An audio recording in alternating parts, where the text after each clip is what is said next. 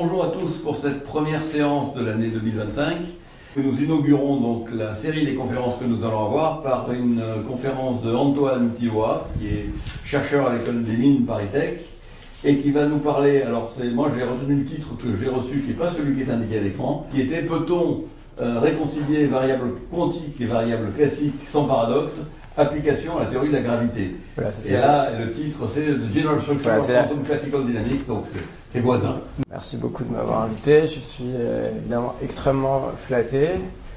Donc aujourd'hui, je vais vous parler de la question de ce couplage, de ces théories hybrides, avec en tête, quand même si c'est finalement moins central qu'on l'imagine, la question de la gravité. A priori, je ne vais pas du tout avoir besoin de relativité générale finalement, je vais avoir besoin d'une compréhension heuristique de ce que c'est que la gravitation, pas de partie technique sur la relativité générale.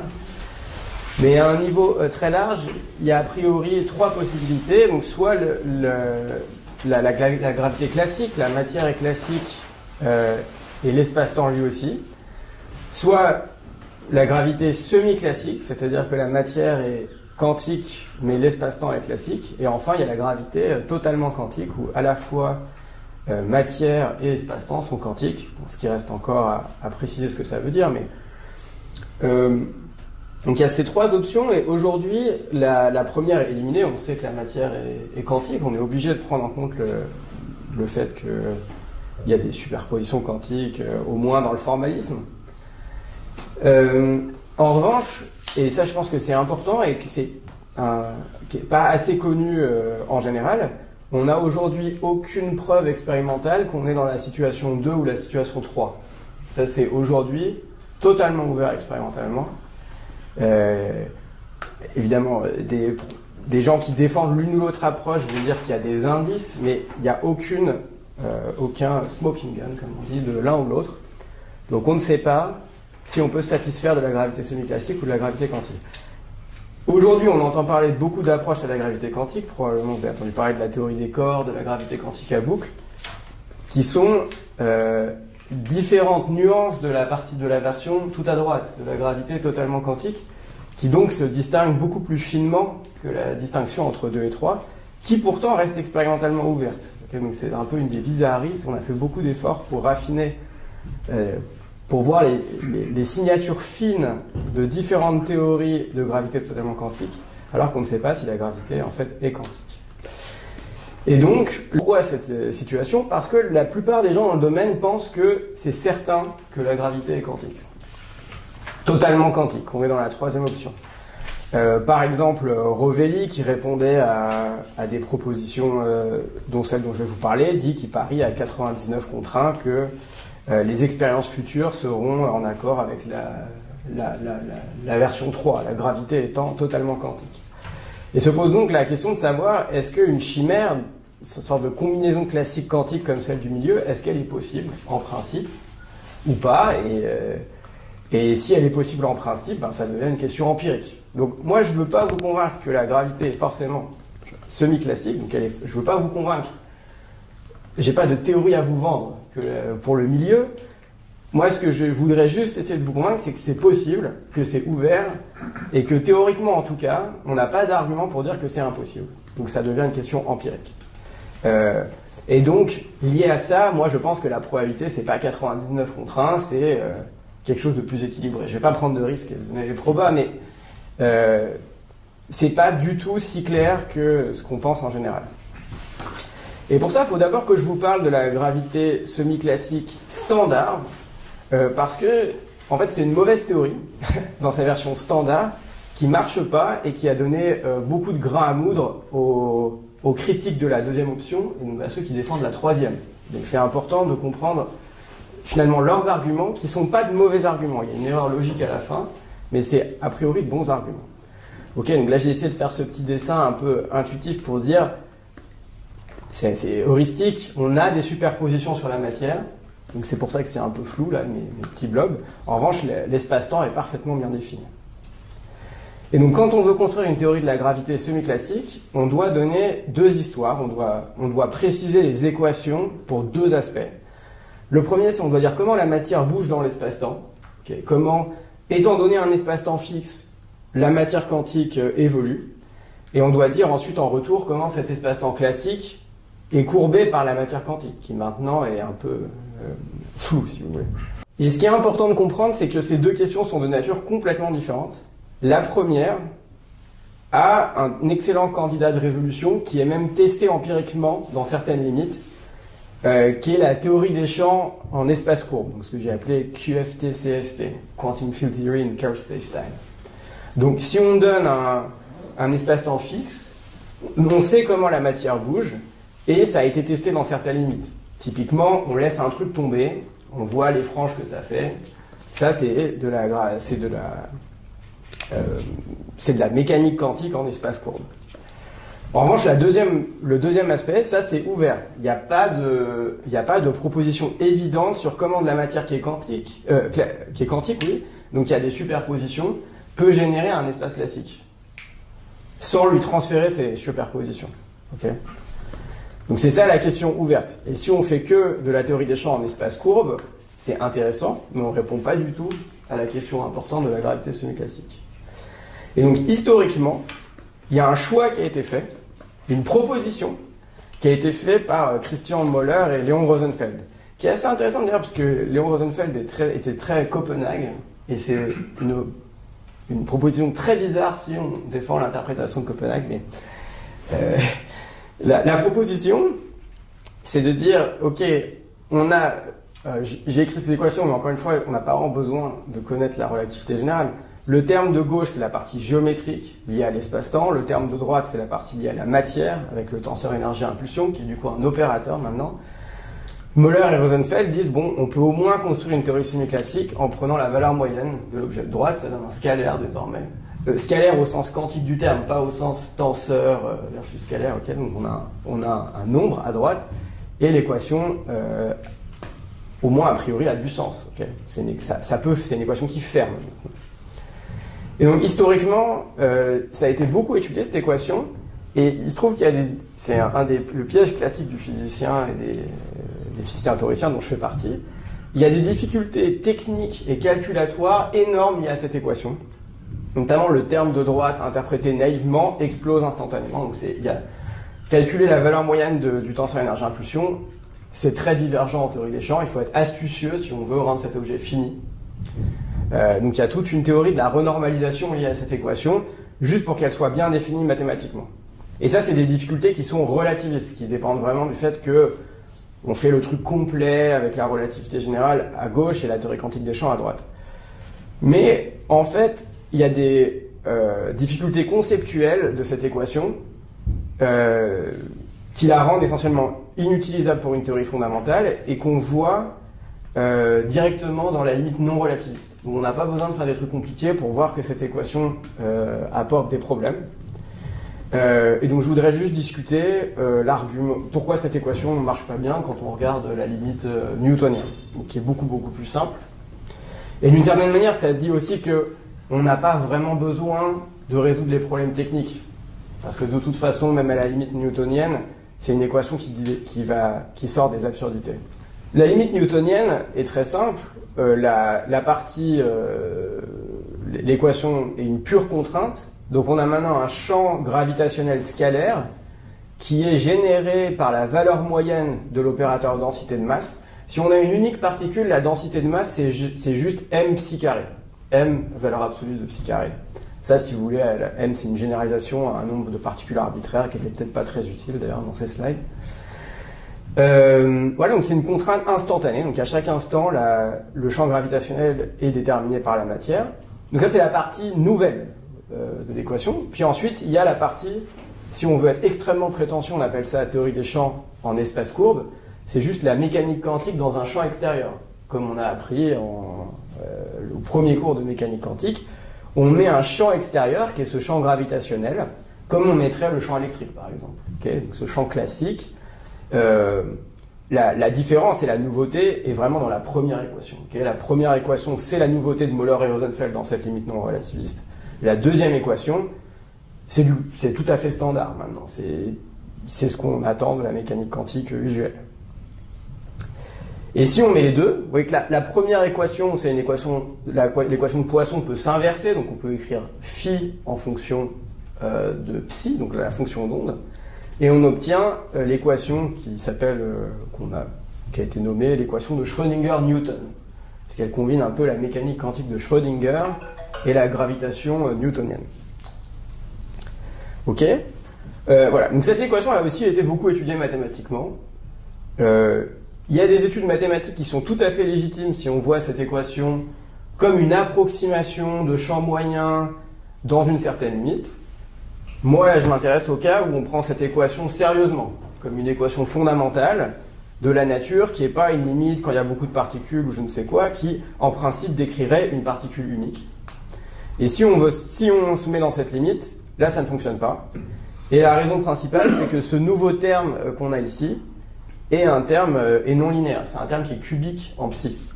La fonction d'onde apparaît 3 fois dedans. Et donc ça, c'est connu depuis assez longtemps. Ce que génère cette équation, si vous voulez, c'est que si on a une fonction d'onde d'une unique particule, mais que la fonction d'onde est superposée en deux gaussiennes légèrement écartées, elle se voit, c'est-à-dire qu'il y a un effet d'attraction non linéaire entre les deux séparations. Et un résultat qui date des années 80, qui est dû principalement à Nicolas Gisin et qui a été dérivé par d'autres aussi, est que quand on a ces modifications déterministes de la mécanique quantique non linéaires, essentiellement le formalisme nous explose au visage et on a des problèmes. Et la nature de ces problèmes dépend de l'interprétation de la mécanique quantique qu'on prend, parce que, et ça c'est un point qui est assez intéressant, je trouve que si on s'intéresse au fondement de la mécanique quantique, c'est qu'une fois qu'on ajoute des non-linéarités dans l'équation de Schrödinger, les interprétations deviennent inéquivalentes, empiriquement. Okay, donc Bohm dit quelque chose de différent de Copenhague, dit différent des autres interprétations. Et donc si on veut comprendre, si on veut être précis et voir pourquoi cette équation pose problème, on doit le faire interprétation par interprétation. Mais ça marche dans aucune des interprétations raisonnables que je connais. Ok, je reste sur des interprétations assez basiques. Et ça dépend essentiellement, est-ce que l'interprétation a un collapse fondamental ou pas. Mais dans les deux cas, ça ne fonctionne pas. Le premier cas, c'est si on n'a pas de collapse. Donc on prend une théorie, soit la mécanique bohmienne, soit many worlds, soit une autre interprétation, où il n'y a pas de collapse fondamental dans la nature. Et dans ce cas-là, ce dont on peut se rendre compte, avec ce que j'ai essayé de faire avec ce petit dessin, c'est que c'est un argument pas subtil, mais il faut réfléchir un tout petit peu. Maintenant qu'on a ce terme non linéaire, les branches orthogonales de la fonction d'onde s'attirent explicitement. Et donc, on a un petit effet au départ qui est juste de dire, ok, si j'ai une particule superposée, les deux blobs s'attirent. Mais maintenant, le chat vivant et mort s'attire aussi. Ce qui devient empiriquement absurde. Okay. Alors, il se trouve que ça a été testé expérimentalement par Page et Geiger. C'est vraiment un test ridicule. C'est-à-dire qu'on prend une désintégration atomique. C'est vraiment une expérience de chat de Schrödinger. En fonction de cette désintégration, une masse va à gauche ou à droite. Elle tombe à gauche ou à droite d'une sorte de toboggan. Et ensuite, avec une balance très précise, une balance à torsion, on voit que la force gravitationnelle créée par la masse est bien juste d'un côté ou juste de l'autre côté, et pas une superposition des deux. Si on veut, ça falsifie ça, mais on n'avait même pas besoin de faire l'expérience. Okay, si les branches incohérentes de la fonction d'onde s'attirent, le monde est juste pas du tout comme on s'y attend. Okay, ne serait-ce que la dynamique des planètes, ça va être n'importe quoi. Okay, donc si on a un collapse, alors ce que montre la conclusion de Schrödinger-Newton, c'est un monde qui n'est empiriquement pas du tout comme le nôtre. Okay, donc c'est falsifié au sens standard du terme. Voilà, c'était pour dire une des conséquences un peu caricaturales qu'on peut trouver, c'est qu'effectivement que la trajectoire de la Lune étant infiniment chaotique autour de la Terre, il y a des petites perturbations. En réalité, si on regarde la fonction d'onde de l'univers au sens de many worlds, il y a des branches où la Lune est à des positions différentes autour de la Terre. Il y a des branches totalement décohérées qui ne se parlent plus du tout, et donc nous on voit la Lune évidemment à un endroit bien défini. Et donc dans cette approche, on devrait sentir l'attraction gravitationnelle d'un donut, parce qu'on aurait toutes les positions, qu'il n'y aurait pas de marée et tout. Bon, enfin, là j'enfonce le clou bien trop. Okay, c'est une approche qui ne marche pas s'il n'y a pas de collapse. Alors maintenant, s'il y a un collapse, et en fait c'était vraiment principalement l'argument historique de Nicolas Gisin, On peut utiliser des scénarios du type EPR ou Bell pour envoyer des signaux plus vite que la lumière. Alors, la situation qu'on considère, c'est par exemple, il y a une superposition d'un état où une masse côté Alice est légèrement à gauche, tenseur un spin-up côté Bob, où la masse est légèrement à droite, tenseur spin-down côté Bob. Et donc, dans cette configuration, il y a deux solutions. Soit Bob mesure, auquel cas la masse est d'un côté ou de l'autre, parce qu'elle collapse. Soit Bob ne mesure pas, auquel cas il y a bien une superposition, certes incohérente des deux masses, mais les superpositions incohérentes se voient avec cette équation. Et donc, il y a une attraction entre les deux. Et ben, j'ai inventé à quoi ça ressemble. Okay, j'ai pas résolu l'équation. Mais on va avoir une sorte de pâté au milieu avec des interférences. Et donc, en mesurant au milieu la probabilité d'avoir de la masse, Alice sait si Bob a mesuré ou non. Et donc, évidemment, Alice a une énorme information. Donc Bob envoie de l'information à Alice. À ça, on peut objecter, oui, mais c'est une équation non relativiste. Qu'est-ce qu'on fait là? C'est normal qu'il y ait des influences plus rapides que la lumière. Certes, mais regardez que l'effet ici, pour que cet effet fonctionne, la gravité peut aller à 1 cm par seconde. On n'a pas du tout besoin de transmission gravitationnelle entre Alice et Bob. On a besoin qu'il y ait une transmission gravitationnelle entre les deux côtés de la superposition d'Alice, qui sont hyper proches. Potentiellement, la gravité peut être extrêmement lente, plus lente même que le son, et malgré tout, dans cette configuration, permettre à Bob d'envoyer des messages à Alice. Donc, on ne peut pas s'en sortir facilement juste en disant « oui, c'est parce qu'on a fait des approximations non relativistes ». Vraiment, ici, ce qui est exploité, c'est la non-linéarité de cette théorie gravitationnelle sert de révélateur à l'intrication. Donc, l'intrication, qui est un lien qui ne permet pas de communiquer, est transmutée en un lien qui permet de communiquer grâce à cette non-linéarité locale. Mais l'action de la non-linéarité dans Schrödinger-Newton est complètement locale. C'est un peu... On envoie de la poussière de craie dans l'air et d'un seul coup, on voit le faisceau laser qu'on ne voyait pas. C'est vraiment un effet local qui fait apparaître ce lien. Ok. Donc, à ce stade, il y a deux solutions pour nous. Si on veut s'intéresser à la gravité semi-classique, savoir si elle est possible ou pas, ben on peut essayer de trouver des défauts dans l'argument que j'ai donné là. Moi, je pense que c'est plus ou moins une perte de temps, c'est-à-dire que je pense que c'est un argument très fort pour montrer que ce qu'on a vu là, c'est un argument fort pour montrer que c'est une approche incohérente. Et donc, ça ne sert à rien d'essayer de la sauver.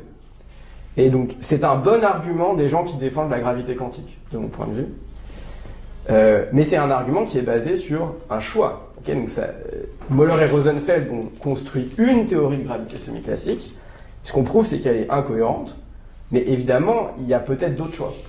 Et donc ça nous amène à la question principale, en fait, qui est la question de ce séminaire et que plein de gens, et que moi un petit peu, je me suis posé ces dernières années, c'est quel objet mathématique on peut choisir essentiellement plutôt que le carré de la fonction d'onde, comme source du champ gravitationnel, sans faire tout exploser, donc sans avoir des paradoxes absurdes. Okay. Est-ce que ça c'est possible ou pas? Et donc, si ça c'est pas possible, alors les gens qui disent que la gravité est forcément quantique ont un point.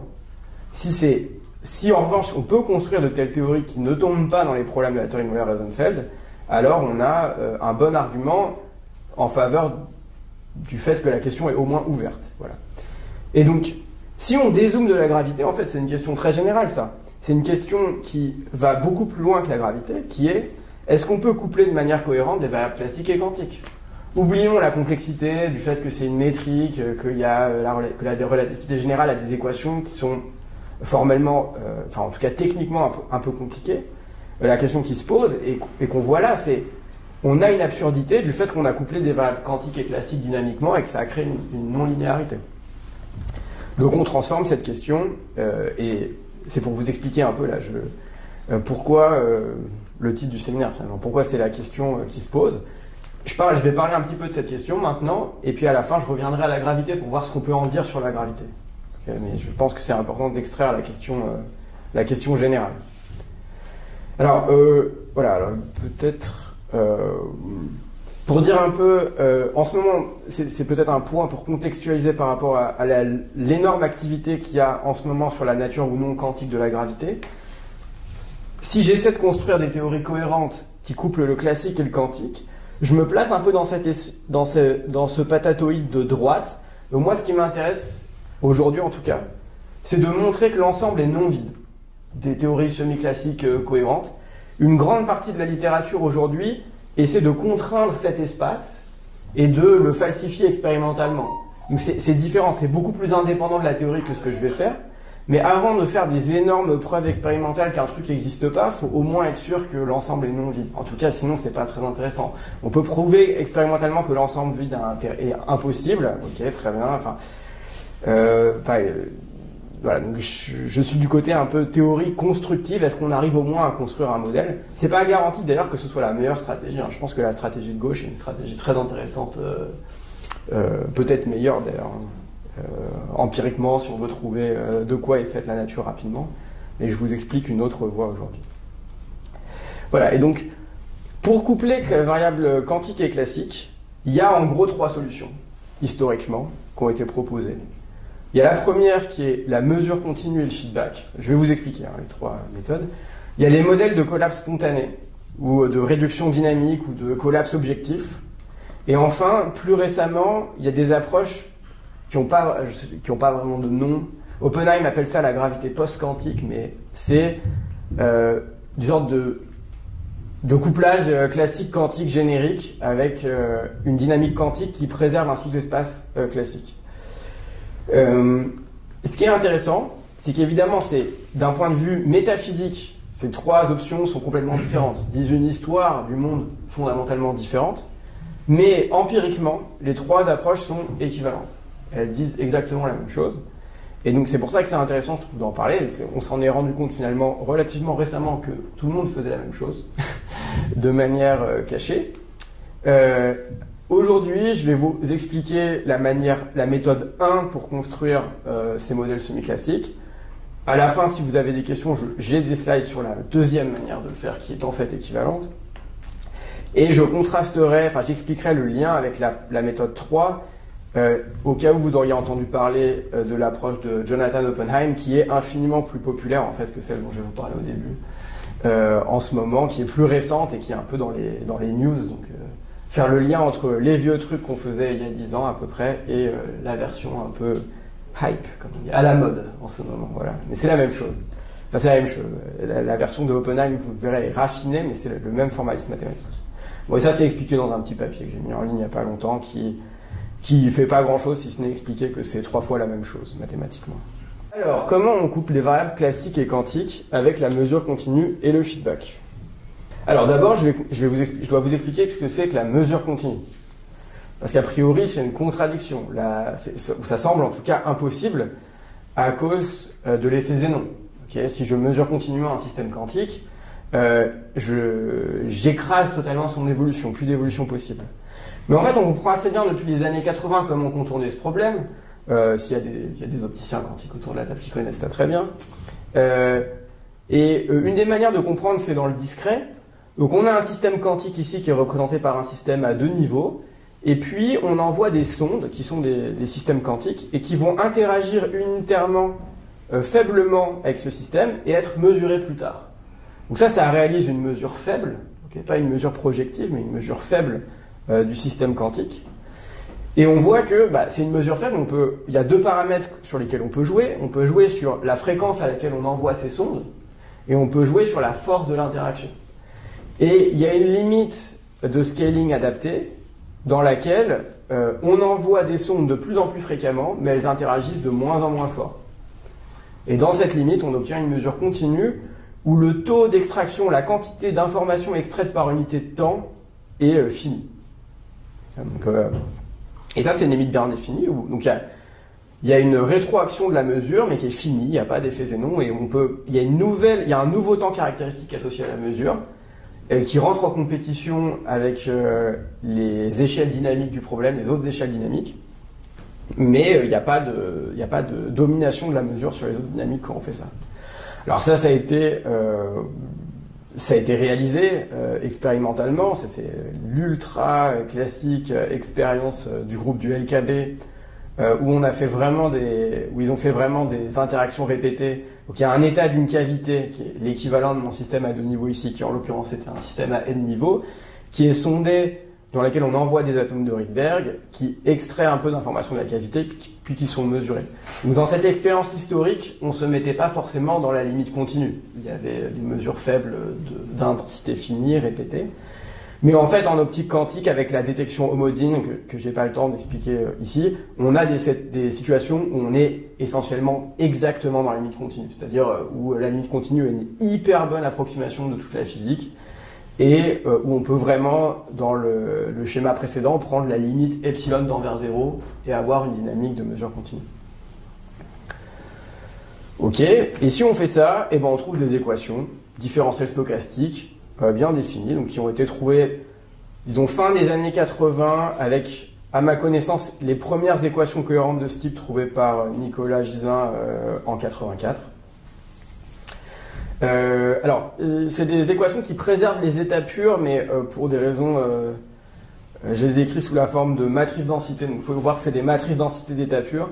L'avantage si on fait ça, c'est que la dynamique se décompose d'une manière beaucoup plus claire, entre une partie de dynamique usuelle, ça c'est la dynamique si je ne faisais pas de mesure continue, une partie de décohérence déterministe due à ma mesure, et une partie de rétroaction dû au fait que je connais les résultats de mesure, et donc je conditionne à ces résultats de mesure.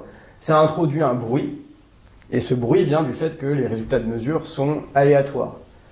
Ce bruit est aussi lié au signal, et donc le signal c'est ce que moi je mesure, donc c'est les résultats, à la limite continue, ces résultats de mesure deviennent un champ, deviennent une trace continue en temps, et qui obéit à cette équation différentielle stochastique. Donc si je mesure continuellement l'opérateur C, mon résultat de mesure est un processus stochastique qui a pour moyenne la valeur moyenne de cet opérateur plus un brownien.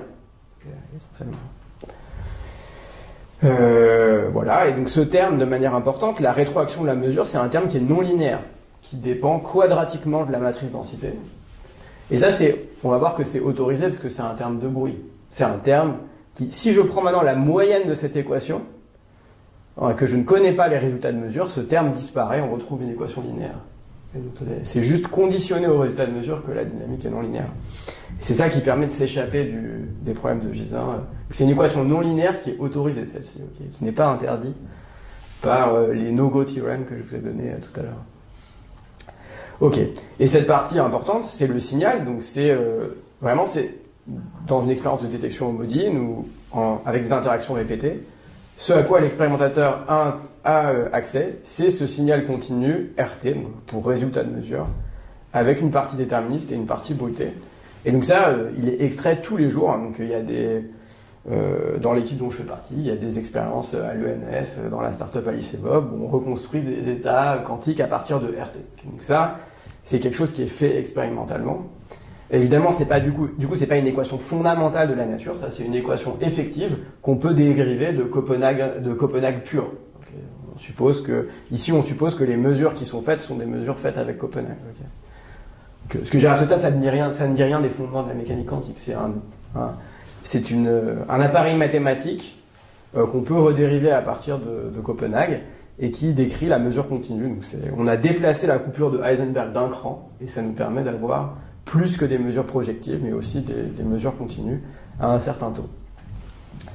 Ok. Et bien maintenant, qu'est-ce que ça veut dire faire de la mesure et du feedback? Vous voyez que en fait, ce résultat de mesure, c'est quelque chose de classique, ce signal classique. Et bien, imaginez que maintenant j'ai des variables classiques, ZT. Voilà. Ce ZT, imaginez que ça peut être un énorme vecteur en fait qui contient toute la métrique ou qui contient tout le champ gravitationnel classique. Ok, c'est une notation compacte pour tout ce qu'on a comme classique dans la théorie. Et bien, je peux tout à fait lui donner une partie déterministe. Donc une partie déterminisme qui dépend de dt, juste déterministe, et un second morceau qui dépend du signal qu'on a mesuré. Okay. Et donc, grâce à ce second morceau, la dynamique de cette variable classique dépend de l'état du système quantique. Stochastiquement, mais elle dépend du système quantique. Okay, parce que le signal quantique, lui-même, ce signal qu'on mesure dépend lui-même de l'état roté du système quantique. Et donc si je fais ça, j'ai une rétroaction. Les résultats de mesure, donc le système quantique, ont une action sur ma variable ZT. Et ensuite, deuxième étape, il me suffit de faire dépendre le hamiltonien du système ou la dynamique du système. Dans une expérience, on dirait le contrôle. Je peux faire dépendre ce contrôle des résultats de cette variable classique. En fait, et ça, c'est des choses qu'on fait tous les jours en fait, dans les expériences. On a un système quantique, on le mesure, on fait un post-processing de ce résultat de mesure. Donc ça, c'est ce que fait l'équation, la première équation. Et à partir de ce post-processing qu'on a fait, on agit sur le système. Donc en fait, les expérimentateurs depuis des siècles faisaient des dynamiques hybrides classiques quantiques sans le savoir, enfin, en le sachant, mais on n'a pas réalisé qu'en fait, ils résolvaient un problème théorique ouvert intéressant. Et donc, comment je sais que je ne vais pas avoir de paradoxe? Bah ça, c'est cohérent par construction, parce que je l'ai dérivé à partir de Copenhague. Okay, donc c'est Copenhague en ayant bougé la coupure de Heisenberg d'un cran. Et c'est des équations qui sont forcément cohérentes, vu qu'on le fait expérimentalement. Donc ça c'est ce qui justifie la cohérence des équations. Ensuite, évidemment, je vais prétendre que ces équations sont fondamentales, en fait. Que la nature évolue comme ça. Voilà, alors là, c'est un slide qui est peut-être pas très utile. On peut généraliser à plein de mesures en même temps, et ensuite faire dépendre de toutes ces mesures en même temps tout un tas de variables classiques. Ok, c'est pour dire que on peut généraliser ce formalisme et obtenir l'équation la plus générale possible. Et ça, si vous voulez, du coup, c'est l'équation la plus générale possible classique quantique qu'on peut construire avec ce formalisme mesure, répété et feedback. C'est exactement la même équation qu'avant, où on a juste mis des indices partout pour dire qu'on pouvait faire plein de combinaisons. C'est pas strictement nécessaire. Ça, c'est parce que je veux prouver que je suis capable de récupérer tout ce que les autres gens récupèrent. Okay, donc c'est pour montrer que c'est général, mais d'un point de vue pédagogique, on n'apprend rien. Maintenant, si on applique cette philosophie à la gravité, et là j'insiste, c'est vraiment une intuition pump. Okay, c'est pour avoir de l'intuition. Dans ce modèle, si on décrit la gravité de cette manière, ça revient à imaginer qu'il y a des détecteurs faibles partout dans l'espace, qui mesurent continuellement la densité de matière partout, en tout cas dans la limite newtonienne, ou disons même la densité d'énergie-impulsion, et qui ensuite rétroagissent sur l'espace-temps en fonction des résultats de mesure. Je n'imagine pas que la nature ou Dieu fait une mesure, puis derrière il y a un feedback réel ou qu'il y a des détecteurs cachés dans la nature. Okay, tout se passe comme si c'était le cas, et si on suppose des équations de cette forme, alors elles seront sans paradoxe. Donc c'est un moyen de comprendre les équations qu'on sort du chapeau à partir de Copenhague et de comprendre pourquoi elles ne vont pas créer de paradoxe empiriquement, même si évidemment philosophiquement on la justifierait probablement différemment. Donc j'insiste que cette intuition pump explique uniquement la cohérence du formalisme. Ensuite, après, on peut lui donner l'interprétation qu'on veut, c'est complètement indépendant de l'interprétation. Historiquement, quand on a construit ces trucs-là avec Laius Joshi, on avait une interprétation qui venait des modèles de collapse, on voyait ce signal comme le truc métaphysique duquel le monde est fait. Bon, je pourrais vous en parler plus tard, mais d'un point de vue empirique, ça n'a aucun impact.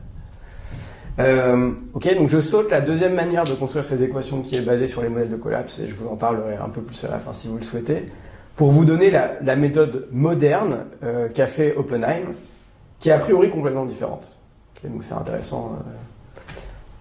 Et c'est une approche dont on a beaucoup parlé récemment. Le papier d'Oppenheim est honnêtement pas facile à lire, parce que c'est fait pour la gravité, ça essaie d'être très général, donc c'est très très long, et donc c'est assez contre-intuitif de voir ce qu'il fait, et donc ça peut vous aider à lire ces articles récents, d'avoir cette image de mesure continue et de feedback, car c'est équivalent. Donc en fait, ce que fait Oppenheim, c'est réutiliser toute une série de travaux de Joshi, Halliwell et Nicolas Gisin, aussi des travaux de Jaksic et Blanchard, mais remis à la sauce moderne et généralisée. Il se dit, ok, qu'est-ce que ça veut dire coupler variables classiques et quantiques? Je vais imaginer que la matrice densité du système, c'est une matrice densité que je vais appeler quantique classique, donc QC, et qu'elle s'écrit comme une matrice sur la partie quantique, et une partie classique qui est complètement diagonale, où il n'y a pas de cohérence. Et ça, il dit, c'est équivalent à avoir ce morceau-là classique, donc le morceau en Z classique, et une partie quantique sur ρ. Okay, donc je dis que je force la matrice densité à être diagonale sur le morceau quantique de la factorisation de l'espace de Hilbert en produit. Okay. C'est vraiment un point de départ qui n'a rien à voir avec le point de départ que je vous ai donné. Okay. Alors après, qu'est-ce qu'il se dit? Il demande, il y a des hypothèses quand même. Hein. On se dit maintenant, ok, je voudrais que Z évolue continuellement.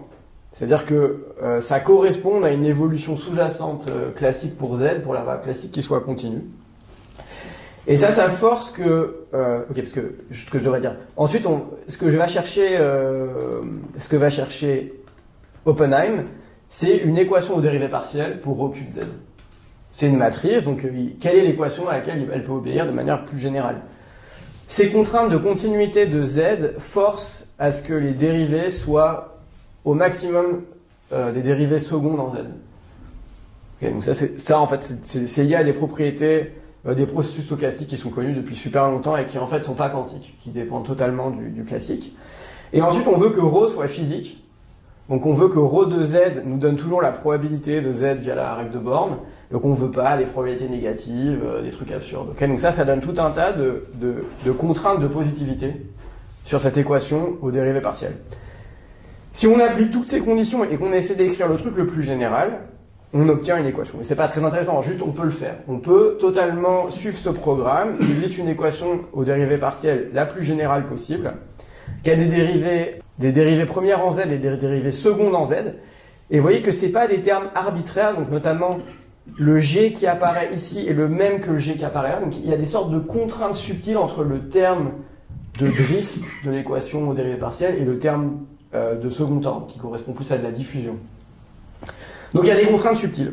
Voilà, c'est d'une certaine manière l'équation du second degré, du second ordre en dérivée la plus générale qu'on peut, écraser un peu avec certaines contraintes qui font que la forme est particulière. Il n'y a pas grand-chose à lire, à déduire intuitivement, juste que G apparaît plusieurs fois, par exemple, et donc on ne peut pas fixer le deuxième terme indépendamment du premier. Et ce qu'on peut montrer, en fait, c'est que, en faisant un calcul qui utilise juste le lemme d'Ito, donc c'est du calcul stochastique très joli, ces deux équations sont totalement équivalentes. Entre celle que je vous ai montrée au début, l'équation différentielle stochastique, et cette équation aux dérivées partielles sont la même. Il y en a une qui est la description Langevin, donc bruit blanc direct, et l'autre qui est la représentation Fokker-Planck, donc indirect en fonction de la probabilité. Donc là, je vous fais pas le calcul, mais on peut relativement facilement le montrer.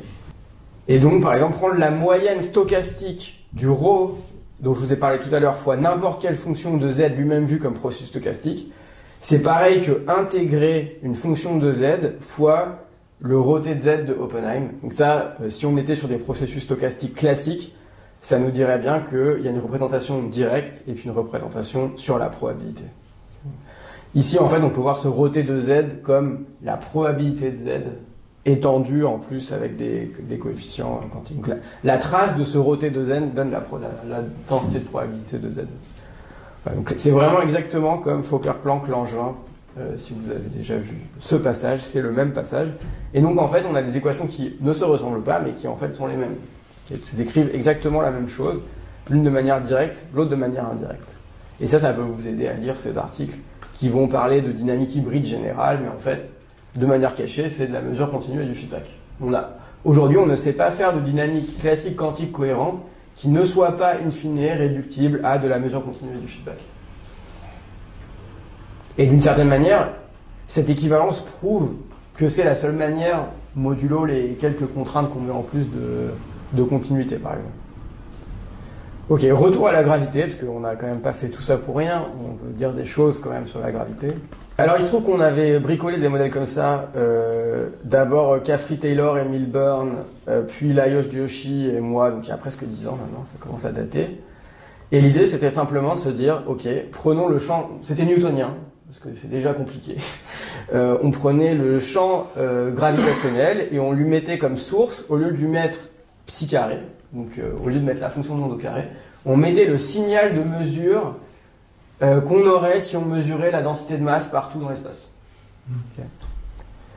Bon, on se rend compte qu'il va falloir faire un petit peu attention quand on écrit l'équation différentielle stochastique, mais c'est des maths, c'est faisable, c'est déterministe, quoi. Une fois qu'on a écrit ça, tout suit. Donc heuristiquement, c'est cette image. Et puis récemment, il y a des équations, il y a des extensions, en tout cas davantage peut-être une tentative d'extension relativiste d'Oppenheim, qui elle n'est pas totalement achevée. Donc ce que je vais vous dire là, et je réinsisterai après, aujourd'hui, c'est on arrive à construire des théories cohérentes de gravité semi-classique qui n'ont pas les problèmes de Möller et Rosenfeld, mais qui fonctionnent pour le moment que dans la limite newtonienne. Ce qui n'est pas totalement idiot parce que les problèmes qu'on avait étaient déjà là dans le cas newtonien. Donc on montre que pour les résoudre déjà dans cette limite, il n'y a pas de modèle cohérent relativiste qui existe de manière totalement claire. Il y a une classe de possibilités qui reste à déterminer et qui a été proposée par Oppenheim. Ok, donc pourquoi la limite newtonienne c'est super facile? Ben, c'est beaucoup plus facile parce que à la limite newtonienne, le champ gravitationnel n'a pas de liberté propre et donc le champ gravitationnel classique est lié instantanément à la matière quantique. Et ça, en termes de feedback, si on revient à la représentation un peu intuitive de ce que fait un expérimentateur, ça revient à faire du feedback markovien, c'est-à-dire à réinjecter dans la dynamique le signal qu'on a mesuré instantanément et pas une intégrale de tout le signal sur le passé. Ça, c'est des feedbacks non markoviens, c'est hyper compliqué à étudier en général. En fait, en général, on ne peut rien dire. Alors que le feedback markovien, ça a été entièrement classifié, en fait. On connaît hyper bien. Donc, techniquement, la limite newtonienne est hyper intéressante parce qu'on peut dire plein de choses, c'est explicite, et au moins, si ça marche pas, on le voit, et ok, on peut faire des prédictions falsifiables. Et aussi, expérimentalement, toutes les propositions pour tester la gravité quantique versus gravité semi-classique, c'est que des expériences newtoniennes. Personne est en train de s'embêter à regarder les corrections relativistes à un effet qui est déjà hyper petit à la limite newtonienne. Donc je pense que c'est tout à fait raisonnable de regarder la limite newtonienne. Ok, donc à quoi ressemble le modèle? Donc là, je me répète un tout petit peu. On a des détecteurs partout dans l'espace qui mesurent la densité de matière. Il se trouve qu'il y a quand même un degré de liberté dans ces modèles de mesure continue. En gros, on peut supposer que ces détecteurs sont corrélés a priori. Enfin, le bruit de ces détecteurs n'est pas forcément indépendant des détecteurs, okay, surtout quand on vient à des toutes petites distances où les détecteurs sont collés entre eux. Donc les détecteurs peuvent avoir un certain overlap. Et il se trouve que s'autoriser ce degré de liberté, donc c'est un degré de liberté fonctionnel, la fonction de corrélation de ces détecteurs, et donc l'ensemble des modèles possibles est paramétrisé par cette fonction de corrélation des détecteurs. Et c'est un truc qu'on va optimiser à la fin. Et ensuite, on fait le feedback. Okay, donc, on mesure la densité de matière partout dans l'espace continuellement, de manière bruitée, et on renvoie, on fait du feedback avec ça. On fait plein de calculs, okay. On fait le calcul, c'est connu, en fait c'est même dans des livres, hein, on n'a pas réinventé l'eau chaude. Hein. Et on voit que si on regarde l'évolution moyenne, moyennée sur les résultats de mesure, là les résultats de mesure ils ne sont connus que de la nature, okay, ils ne sont pas connus de nous, donc on doit moyenner sur ces résultats. On trouve une équation où tous les termes non linéaires s'annulent et il n'y a plus que des termes linéaires. J'aurais pu ne jamais vous parler de mesure continue et de feedback, ça aurait été de la magie absolue que ça se passe. Mais évidemment, on l'a construit pour ça. Avec cette intuition, on savait déjà que les termes non linéaires disparaîtraient. Et donc on obtient exactement le même potentiel. Ici, c'est le potentiel newtonien qu'on aurait mis à la main si on faisait de la gravité complètement quantique. Donc c'est le même potentiel newtonien que la gravité quantique. La différence, c'est qu'il y a pile en plus un terme de décohérence qui vient tuer la cohérence créée par ce potentiel quantique. Parce qu'on a bien, au départ, on n'a pas une... Là, j'ai construit une interaction classique, donc évidemment, je ne peux pas reproduire la gravité quantique, ça n'aura aucun sens. Et donc ce terme bonus, si on veut, qui est totalement déterminé par le reste, est un terme de décohérence en position qui vient tuer les superpositions que l'interaction a elle-même créées. Qui vient détruire l'intrication que l'interaction a elle-même créée. Et ce qui est intéressant, c'est que ce terme de décohérence, contrairement à ce qui se passe dans beaucoup de cas, a une borne inférieure. Donc, cette fonction de corrélation de gamma, vous pouvez l'imaginer scalaire un petit instant, c'est pas grave si on n'a pas de dépendance spatiale, apparaît gamma et gamma moins 1 dans la formule. On a la somme d'un terme qui dépend de gamma et un terme qui dépend de gamma moins 1. Et donc, la décohérence a une borne inférieure. Je ne peux pas, moi en tant que théoricien, vous choisir un gamma qui rend les conséquences sur la décohérence infiniment faibles. Et c'est assez intuitif. Donc, vous voyez que si je mesure très très fort la densité de matière partout dans l'espace, c'est fait une mesure forte de la densité de matière, je démolis les superpositions de la matière. Et donc, j'ai une énorme décohérence en position. Et donc ça, je peux me dire, ok, bah du coup, je vais mesurer très très faiblement la densité de matière pour surtout pas la perturber. Oui, mais du coup, le signal que je récupère est extrêmement bruité. Et donc, quand je le réinjecte dans la dynamique, via le feedback, je crée énormément de bruit, énormément de diffusion dans la dynamique. Et empiriquement, cette diffusion à la limite markovienne est indistinguable de la décohérence. Okay, donc, si on ajoute du bruit blanc dans l'équation de Schrödinger, ça c'est indistinguable de la décohérence, empiriquement. Et donc, voilà, la limite grand gamma correspond à une mesure forte, et donc on a beaucoup de décohérence induite par la mesure. La limite petit gamma correspond à beaucoup de bruit dans le feedback, et donc aussi empiriquement à une grande décohérence, donc il y a un minimum. Et donc on peut s'amuser à trouver le minimum. Encore une fois, c'est un minimum fonctionnel, c'est un minimum sur l'ensemble des fonctions. Et si on le fait, on trouve exactement le modèle de décohérence qu'avaient proposé Diauchy et Penrose. Et ça, c'est cool, voilà. On n'avait pas mis à la main au début. Historiquement, Penrose et Diauchy ont dérivé ça à la main, enfin avec des intuitions.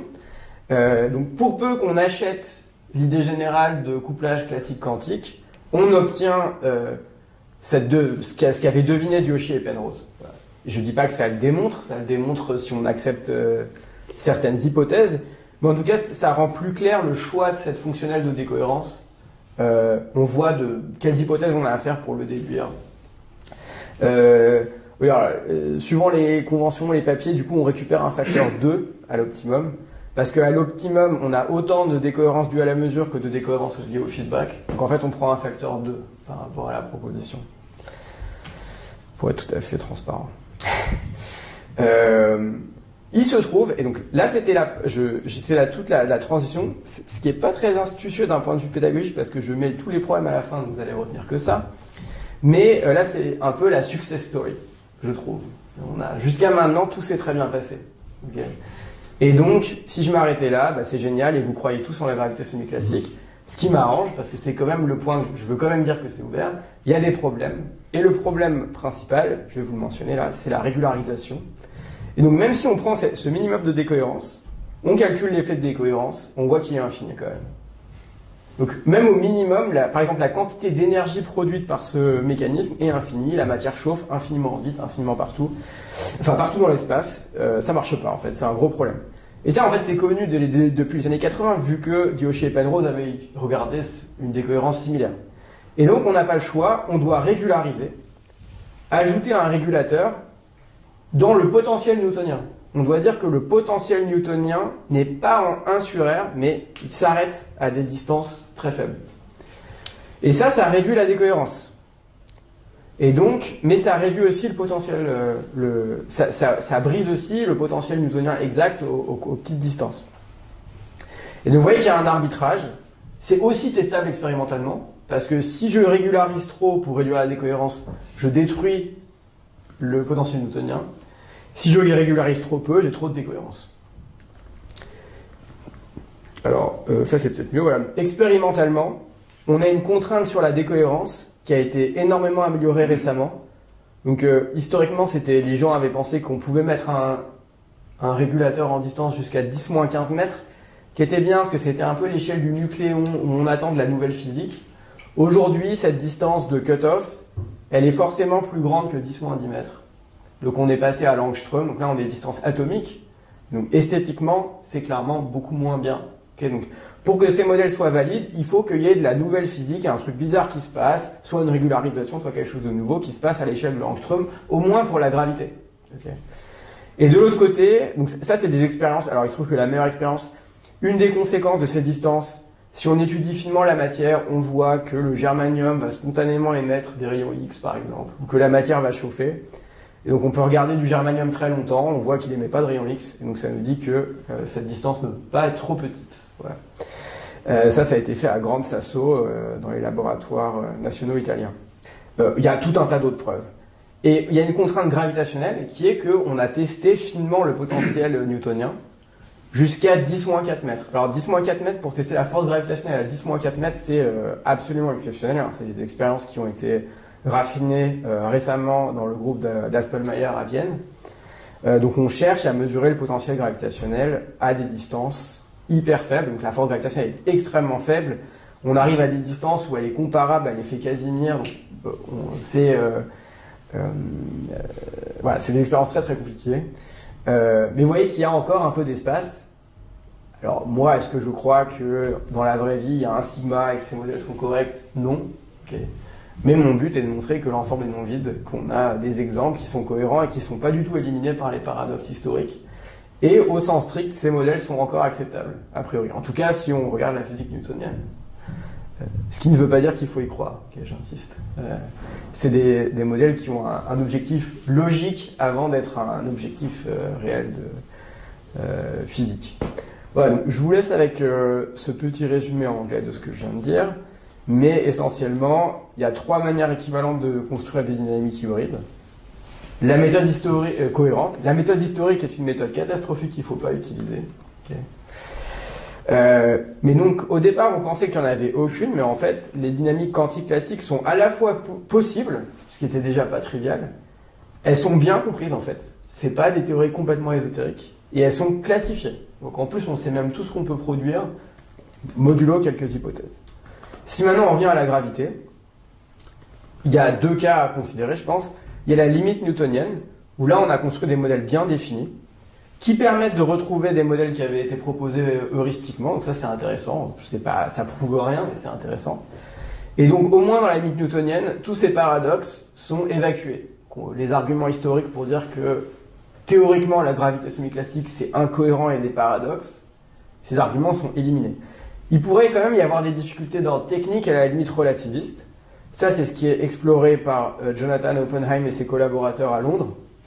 Il y a eu d'énormes progrès récents, mais je suis quand même assez sceptique sur la capacité à fermer le programme. Donc il y a énormément de problèmes, énormément de difficultés techniques, et ils ont beaucoup d'enthousiasme, et ils arrivent à résoudre, jusqu'à maintenant, ils arrivent à résoudre ces difficultés techniques indépendamment les unes des autres.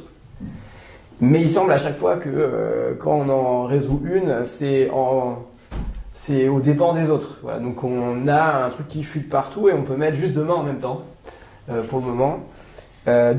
Sauf, alors après, ils travaillent beaucoup, donc le groupe de ces gens grossit, là, il doit y avoir une dizaine de personnes maintenant, et donc on peut attendre des progrès, mais je reste quand même... voilà. On peut, aujourd'hui, dans le cas relativiste, ces modèles ne sont pas suffisamment construits et abouti pour qu'on puisse dire quelque chose de précis. Dans le cas newtonien, on peut calculer tout dans n'importe quelle expérience, c'est fermé. Voilà, je vous laisse avec ça. Merci beaucoup de votre attention.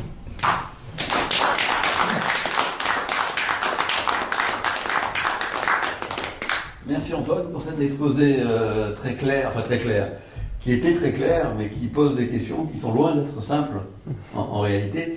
Moi j'ai une question qui n'est pas technique du tout, mais qui est plutôt le lien qu'il peut y avoir entre les communautés qui explorent ce type de sujet et les communautés justement de l'autre bord, celles qui pensent que la gravité est complètement quantique. Est-ce qu'il y a des passerelles entre les deux, avec éventuellement une communication sur des problèmes qui pourraient être résolus de manière différente, mais justement qui permettaient de faire un départage entre les deux, ou est-ce qu'au contraire il y a une sorte de frontière entre les deux domaines et les chercheurs s'ignorent? C'est une très très vaste question. Alors, ok, historiquement, les gens de la gravité quantique se sont pas énormément intéressés à cette question parce que, à la limite newtonienne, la gravité quantique est évidente. La gravité quantique à la limite newtonienne, c'est juste mettre un potentiel newtonien dans l'équation de Schrödinger. C'est comme l'électrostatique. Donc il n'y a rien à faire, c'est trivial. On sait déjà calculer les prédictions. Dans les cas... ils se sont intéressés au raffinement. Raffinements qui, du coup, sont durs à tester. Donc, l'intérêt pour la gravité semi-classique versus quantique est parti principalement quand même de communautés qui s'intéressent aux basses énergies. Parce qu'ils ont vu qu'il y avait, en fait, c'était ouvert, qu'il y avait un intérêt. Ceci dit, aujourd'hui, ça commence à fusionner, à davantage se parler dans les conférences. Et à mesure qu'on étend ces modèles à la limite relativiste, là, on commence à bénéficier de l'autre communauté parce que nous, par exemple, eux, ils n'avaient pas vu des trucs qui sont évidents dans la limite basse énergie, et nous, on va louper des effets, par exemple, on va proposer, c'est arrivé, on peut proposer des modèles qui, une fois étendus en relativiste, ont des conséquences énormes et absurdes qu'on n'aurait pas du tout imaginées parce que on n'a pas forcément l'habitude des problèmes qui peuvent arriver dans le contexte de l'inflation ou d'autres limites de la théorie. Donc ça commence, mais c'est quand même assez embryonnaire. Il y a tout un tas de petites communautés qui étudient différents points de la gravité quantique et ça se parle pas énormément. Je pense qu'une des grosses avancées, ça a été donc c'est l'approche un peu duale de celle que je vous présente aujourd'hui, qui est montrer qu'il y a des points qui existent, c'est ce que j'ai fait. Puis après, il y a quels sont les bords qui nous permettraient de les éliminer, faire une expérience. Et une des idées, c'est faire une expérience où on utilise la gravitation pour intriquer des masses et ensuite faire une sorte de test à la Bell sur ces masses. Bon, et ça serait en tout cas, si on trouve une intrication qui est précisément celle créée par pour ces approches, l'approche semi-classique crée soit pas du tout d'intrication, soit un effet d'intrication qui est de second ordre par rapport à l'effet qu'on attend. Donc complètement supprimé par rapport à l'effet dominant. Et donc si on faisait cette expérience, c'est on pourrait mettre en évidence on pourrait montrer que la gravité est quantique, ou alors que c'est une autre version.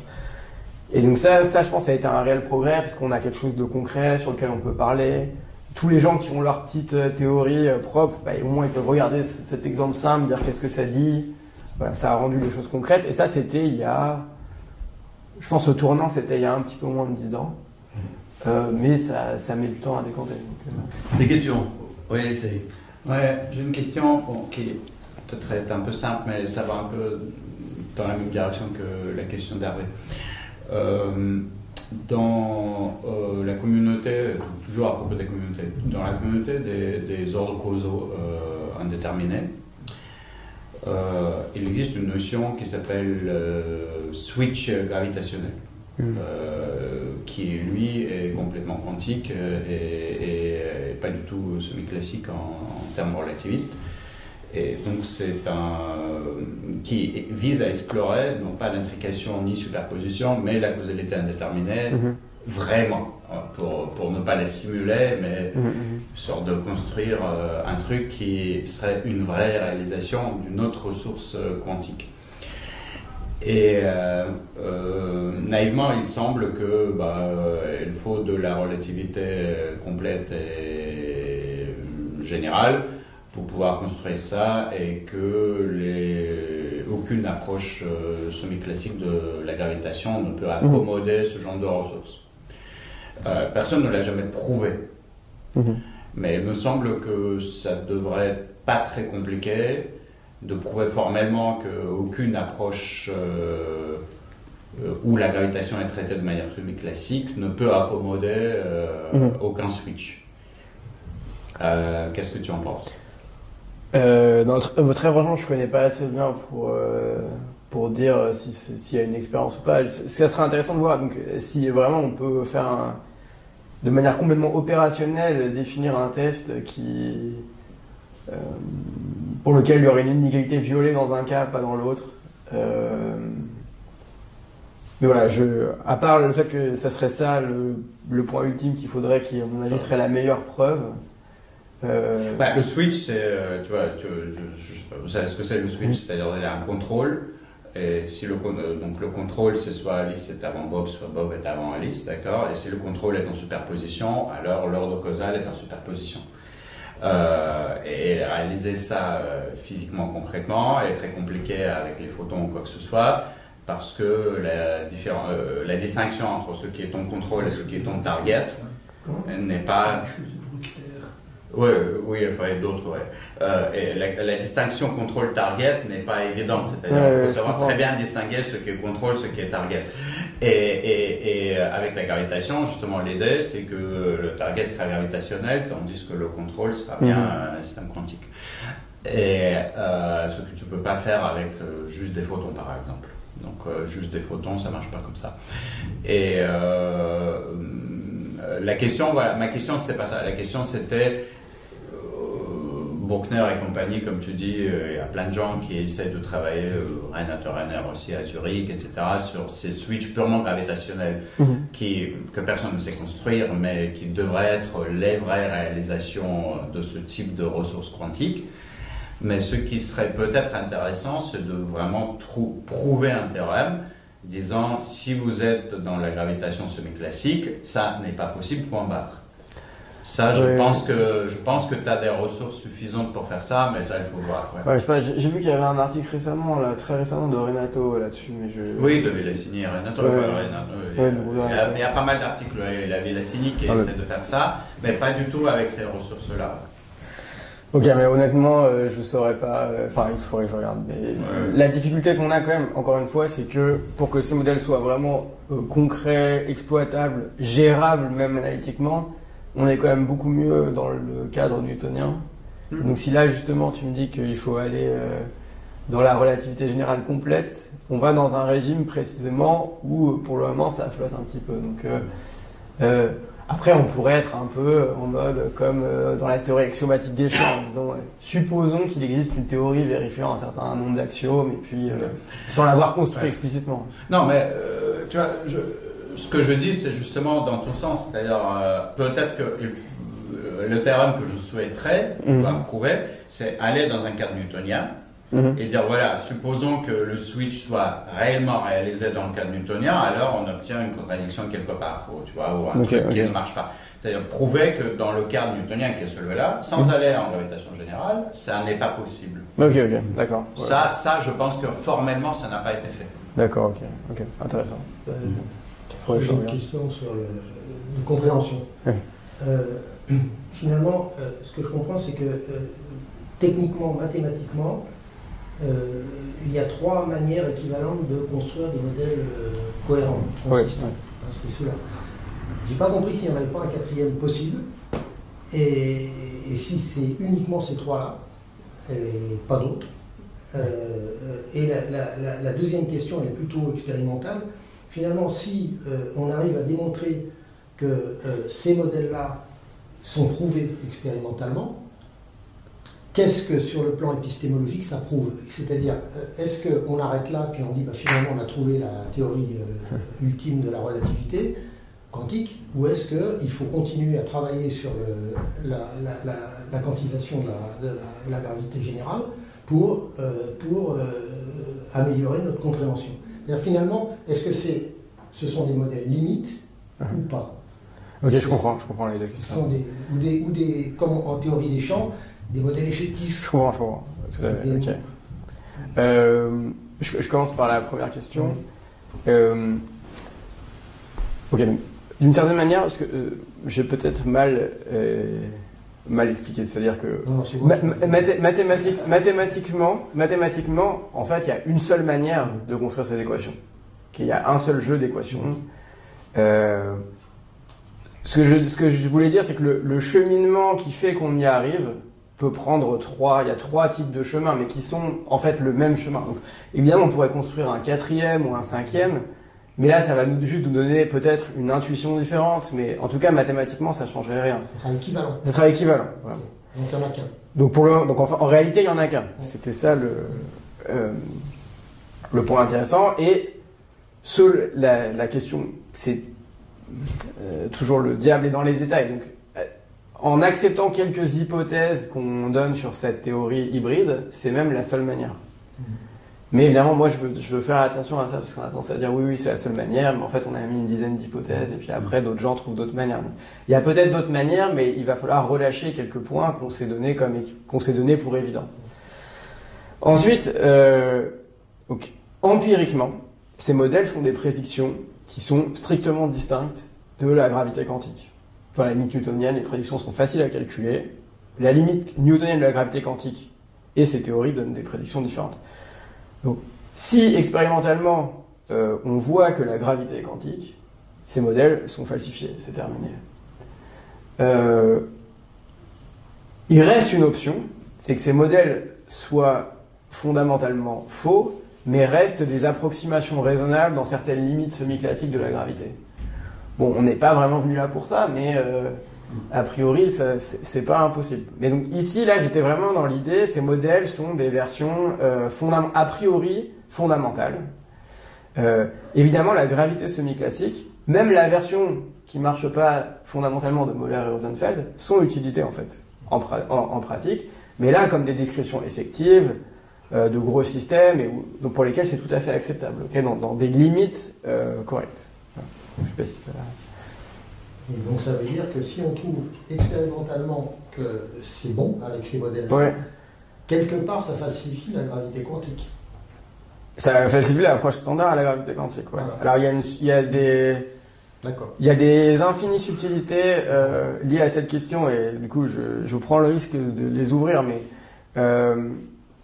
en réalité on peut assez facilement ajouter des secteurs cachés de particules qui seraient inconnus, donc rajouter tout un tas de secteurs noirs au modèle standard qui permettraient de reproduire une physique qui ressemble à celle de ces modèles. Donc en fait on pourrait quand même des jusqu'au boutistes pourraient tout à fait défendre que la gravité est quand même quantique, mais en fait qu'il y a plein d'autres forces, il y a plein d'autres particules qu'on connaît pas avec. Mais disons, si on s'autorise pas ça, en tout cas, si ces modèles sont vérifiés, ça montrera que le modèle standard et plus la gravité quantique dans sa version la plus standard ne fonctionne pas. Ouais. Mais quand tu parles de gravité quantique, il y a plusieurs modèles de gravité quantique. Oui, mais est-ce qu'elles ont toutes les mêmes conséquences? Bah alors c'est toujours dur à dire parce qu'il y en a. La plupart des théories de gravité quantique sont en fait insuffisamment abouties pour dans des situations simples dire des choses. Mais je pense que si on fait un sondage vraiment dans la communauté, tout le monde va dire ok, au premier ordre en théorie des perturbations et à la limite des basses vitesses, on retrouve le potentiel newtonien dans l'équation de Schrödinger. Je pense que tout le monde est d'accord avec ça. Même dans la communauté hautes énergies, là je prends un peu un risque, hein, on peut trouver quelqu'un peut-être qui dira pas ça, mais je pense qu'on s'attend à ce que toutes les approches de gravité quantique donnent cette limite newtonienne. C'est en ça aussi que c'est intéressant comme limite. À la fois c'est intéressant parce qu'on discrimine facilement ces deux grandes catégories d'approches. Évidemment c'est catastrophique pour ceux qui s'intéressent à essayer de discriminer entre différentes approches à la gravité quantique, parce qu'évidemment on n'y voit rien du tout. Et quand est-ce qu'on aura des résultats probants? Ça c'est une très bonne question. C'est des expériences qui sont hyper difficiles à faire, parce que mais qui sont je pense qu'en physique il faut essayer de distinguer hyper difficile et science-fiction absolue. Regardez des effets de second ordre qui distinguent différentes branches de la gravité quantique. Il y a des gens qui ont fait des calculs de coin de table, mais typiquement il faut un collisionneur de la taille du système solaire, on parle de projets d'un autre monde. Là, on ne parle pas d'un projet d'autre monde, il y a des ordres de grandeur à récupérer expérimentalement, mais c'est des basses énergies. Donc gagner des ordres de grandeur à basse énergie en général, c'est un peu plus facile que pour de la physique de ultra haute énergie. Je dis ça, s'il y a des expérimentateurs, Franck, je sais que c'est pas facile de gagner des ordres de grandeur, mais en pratique, on gagne quand même plus facilement des grandeurs aux basses qu'aux très hautes énergies. Et donc, je pense, j'ai du mal à évaluer la difficulté parce que je suis pas expérimentateur. Les gens disent, voilà, c'est très dur, mais c'est pas de la science-fiction complète. Je pense que là, je prends un peu un risque aussi, je pense que c'est à peu près du même ordre que d'avoir un ordinateur quantique universel avec quelques milliers de qubits logiques. C'est un énorme challenge d'ingénierie, mais a priori, il n'y a pas d'impossibilité pratique. Hein? À propos des manips, c'est un peu accessoire pour ton discours, mais je ne pense pas que la manip d'Haroche soit vraiment là la catégorie des manips de mesure continue. Tu l'as très justement défini comme on fait des petites perturbations extrêmement fréquemment pour arriver dans la bonne limite à avoir une limite continue. La manip d'Haroche est une manip forte en fait. Hein. Oui, tout à fait. Non. Une manip où tu retournes complètement la direction du spin fictif d'un atome. T'as tout à fait raison. Et chaque atome qui passe donne l'information totale sur dans quel état le rayonnement se trouve dans la cavité. Mais alors c'est juste. Ça ne change rien. Non, c'est juste. Après, l'intérêt pédagogique, c'est que c'est exactement la version. Ça ressemble. Et elle a tourné. Donc, à ma connaissance, elle a quand même tourné dans des cas faibles aussi. Donc, il y a des cas faibles où c'est pas infiniment faible. C'est typiquement, tu as un résultat binaire et après tu reconstruis pour jusqu'à 10 photons, un truc comme ça. Donc là, une manip, c'est jamais infiniment faible, ça, c'est clair. Ouais. Non, c'est sûr. Non, mais c'est pas. Ce que je veux dire, c'est qu'évidemment, c'est une moins bonne limite que la détection Woodin, par exemple. Mais c'est quand même. C'est un moyen de lier l'exemple à une situation physique. Ouais. Je suis d'accord que c'est pas une vraie limite continue et que, en principe, même expérimentalement, c'est pas la limite continue qui est intéressante. cette expérience. Sur un tout autre plan, on t'a bien expliqué, je me limite au cas non relativiste newtonien. Okay. Donc tu as bien expliqué que si on ne met pas un petit peu de stochastique dans l'affaire, on arrive à des catastrophes. Et à des contradictions avec la relativité, les problèmes de Gisin, tout ça. Bon, cela dit, on peut faire appel de l'aléatoire en mécanique quantique de deux façons. La façon standard qui est celle de la mesure quantique à la von Neumann, que tu as utilisée dans ton équation pilote. L'autre façon, donc ça c'est de dire qu'à chaque instant, on mesure la gravité et à chaque instant, la nature décide de donner un résultat de mesure aléatoire. L'autre point de vue, c'est de dire que c'est le point de vue baumien. C'est-à-dire que tout, en fait, est écrit et découle d'un aléatoire initial sur des positions beaumiennes auxquelles on a accès justement quand on la mesure. Et à ce moment-là, ça mène à des petits modèles un peu naïfs comme celui que j'avais proposé, où je crois que ces modèles sont également sans problème vis-à-vis des contradictions que tu as soulevées, et ils permettent d'obtenir, j'ose pas dire une théorie, mais ça permet de mettre ensemble gravité et mécanique quantique d'une façon sans contradiction. Alors, je connais tes modèles, je suis d'accord et je suis d'accord sur le fait que, effectivement, on peut un peu. Je suis d'accord aussi avec ce que tu dis sur la manière de générer des dynamiques, d'une certaine manière d'apparence stochastique en cachant dans la condition initiale des particules bohmiennes l'aléa. Un point peut-être pratique, c'est que je ne suis pas totalement convaincu dans le cas de tes modèles que tel quel, on n'a vraiment aucun paradoxe. Je suis d'accord que c'est beaucoup moins clair que ce que j'ai montré. Je suis d'accord que ça contourne les objections immédiates.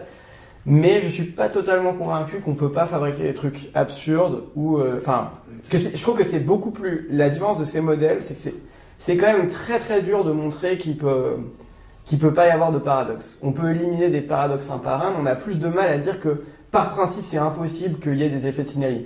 L'avantage des modèles que j'ai présentés là, c'est que, c'est un théorème, quoi. On voit qu'il n'y a pas, j'ai pas besoin qu'on me donne un paradoxe et je montre que, en fait, il marche pas. On peut montrer qu'il n'y a aucune manière d'envoyer des signaux et c'est une affirmation exacte.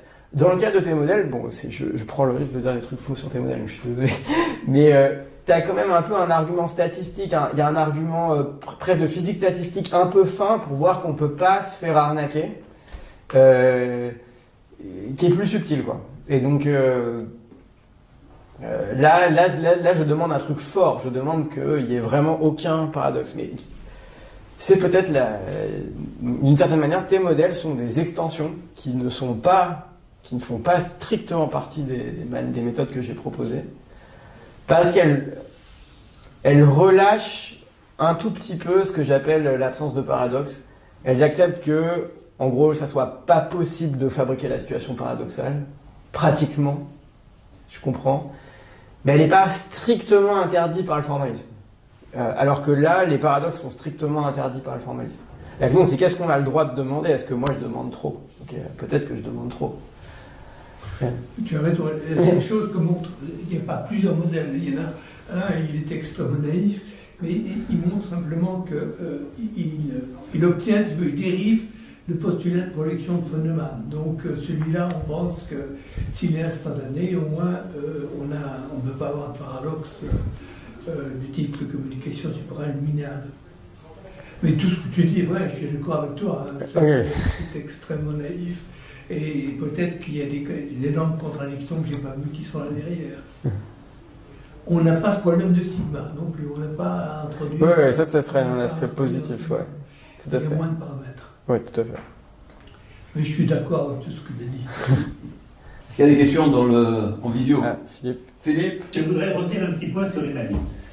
Donc les manips les plus avancées dans le domaine labo, c'est les manips de Marcus Aspelmayer, dont l'objectif est d'intriquer deux petits objets. Donc l'idée c'est qu'on prend un petit objet, une petite sphère, on la partage, on la fait en quelque sorte interférer, puis on en prend une deuxième, donc on a deux petites sphères, et maintenant ces deux petites sphères interagissent gravitationnellement, Donc l'interaction gravitationnelle ici n'est pas la même qu'ici, et donc le résultat c'est que quand on recombine tout ça, on peut intriquer les deux sphères. Et alors il ne faut pas que les sphères soient trop grosses, sinon on ne va pas arriver à faire l'effet d'interférence. Il ne faut pas qu'elles soient trop petites, il ne faut pas que ce soit des atomes par exemple, parce qu'à ce moment-là, l'interaction gravitationnelle est trop faible et ne suffira pas à créer un déphasage qui peut impliquer nos deux machins. Donc ça, c'est une manip que je trouve absolument magnifique, que Markus Aspelmayer est en train de faire. Je l'ai visité la dernière fois. C'est assez convaincant qu'il va y arriver, et je vous assure qu'il va y arriver bien avant qu'on ait le moindre ordinateur quantique. C'est une manip très difficile, mais il a des trucs bien en main, et il est vraiment pas bête. Il attaque les deux côtés simultanément, avec les sphères trop grosses et les sphères trop petites, et il essaye de faire converger tout ça. C'est magnifique. Alors maintenant, que dit la théorie sur la prédiction de cette expérience? Donc, il y a plusieurs théories, mais c'est là que je suis moins sûr de moi et que j'aurais besoin de l'avis des spécialistes. Si on fait ce petit calcul en disant simplement qu'il y a un potentiel newtonien entre nos petites sphères, le résultat c'est qu'on a de l'intrication. D'accord? Mais ce n'est pas de la gravité quantique, c'est un bête potentiel newtonien entre les deux. C'est comme quand on fait, si vous voulez, des interféromètres gravitationnels qui servent à détecter le petit g ou grand g. On a de la gravitation. Alors là, on a dit, ce qui marche très bien et ce qu'on fait tout le temps, c'est des atomes plus la Terre. Là, c'est pas des atomes plus la Terre, c'est deux atomes, enfin deux petites sphères. Donc c'est tout petit, mais on sait ce que ça va donner. Et en principe, en mettant un potentiel newtonien, simplement, c'est un calcul simple, on intrigue. Il n'y a pas de gravité quantique là-dedans. Je ne suis pas d'accord. Mais... Si on fait les calculs de gravité quantique maintenant, alors là je me réfère aux experts gravité quantique, Rovelli, d'autres, etc. Ils disent tous que le résultat est le même. On va avoir l'intrication. Donc en fait, pour moi, le problème, c'est que cette expérience qui est magnifique et qui, je pense, doit vraiment être faite, prédit de l'intrication et ne permet pas de dire de distinguer justement un modèle super naïf où, comme on est en habitude de de toute façon, il n'y a aucun effet gravitationnel non linéaire. Donc on prédit bêtement de l'intrication et la gravité quantique très compliquée dit la même chose. Bon, j'espère que tout le monde est d'accord jusque-là. Maintenant, la vraie question, en particulier Antoine, c'est que si j'ai bien compris, tous ces modèles à la Oppenheim et compagnie, eux prédisent qu'il n'y aura pas d'intrication. C'est bien ça? Ils prédisent soit qu'il n'y en aura pas, soit un effet complètement sous-dominant par rapport à la gravitation, l'effet d'intrication qu'on attend.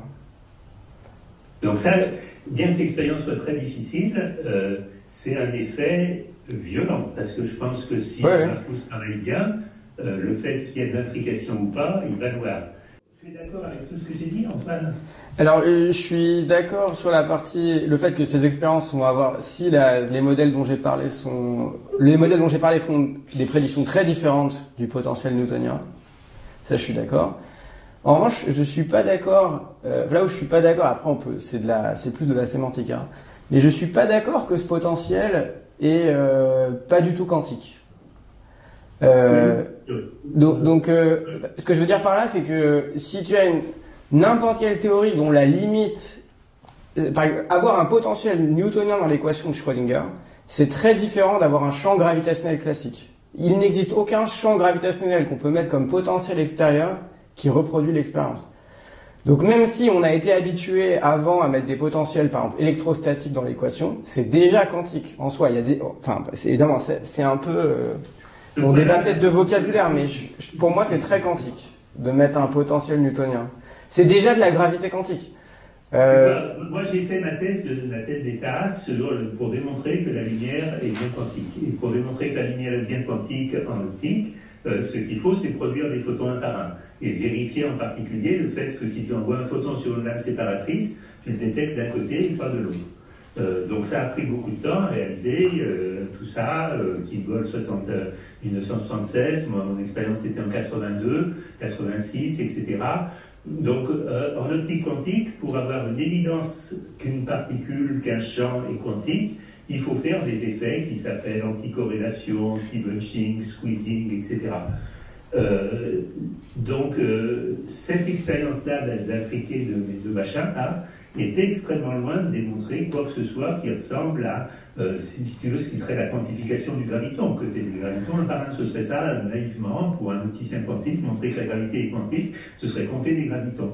Je suis d'accord. De compter des gravitons, on a des ordres de grandeur totalement loufoques, la série des articles qui ont calculé ça, d'ailleurs c'est rigolo, mais on est à des années-lumière de savoir compter des gravitons. Oui, on le fera jamais, c'est sûr. Les gens de la gravité quantique disent ok, si je fais mon intrication et que j'intrique, ça me prouvera que la gravité est quantique.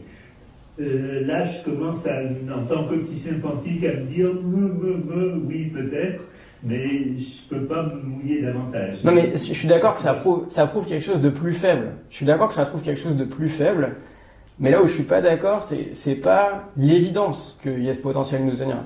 Notamment, toutes les expériences qu'on a sur Terre, aujourd'hui, elles ne distinguent pas un effet semi-classique de l'effet de ce potentiel newtonien qui est pourtant très différent. Donc, si tu prends le champ gravitationnel classique, avec équivalent à ce potentiel newtonien que tu mets dans l'équation, dans un cas à plusieurs particules avec des superpositions, il y a des superpositions de champs gravitationnels. Et ça, c'est différent d'avoir un unique champ gravitationnel classique. Donc, faire cette expérience dans le champ gravitationnel terrestre, ça prouve quelque chose de extrêmement plus faible que ce que veut faire Marcus Haspelmayer. Oui, mais on est d'accord. Ouais.